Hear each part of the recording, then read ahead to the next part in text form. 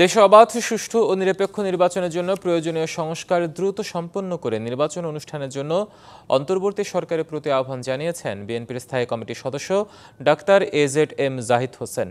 Birmingham প্রতিনিধি জয়নাল ইসলাম জানান, যুক্তরাজ্যের বার্মিংহাম ওয়েস্ট মিডল্যান্ডস বিএনপি ও বার্মিংহাম সিটি বিএনপির যৌথ উদ্যোগে আয়োজিত ইফতার ও দোয়া মাহফিলে প্রধান অতিথির বক্তব্যে তিনি কথা বলেন। জানান, নির্বাচনের আগে বিএনপির ভারপ্রাপ্ত চেয়ারম্যান তারেক রহমান দেশে ফিরবেন আর চিকিৎসা শেষে ফিরবেন বিএনপি চেয়ারপারসন বেগম খালেদা জিয়া। সৈয়দ জামশেদ আলীর সভাপতিত্বে আফজার হোসেন ও আওলাদ হোসেনের যৌথ সঞ্চালনায় প্রধান বক্তা হিসেবে বক্তব্য রাখেন যুক্তরাজ্য বিএনপির সভাপতি এম মালিক। আর বিশেষ অতিথি হিসেবে উপস্থিত ছিলেন যুক্তরাজ্য বিএনপির সাধারণ সম্পাদক কয়সর এম আহমেদ ও ব্রিটিশ এমপি আইয়ুব খান। অন্যান্যের মাঝে উপস্থিত ছিলেন সুজাতুর রেজা, ডক্টর মুজিবুর রহমান, মোশাহিদ তালুকদার, আব্দুল বাসিত বাদশাহ, আব্দুল লতিফ জেফি সহ অনেকে।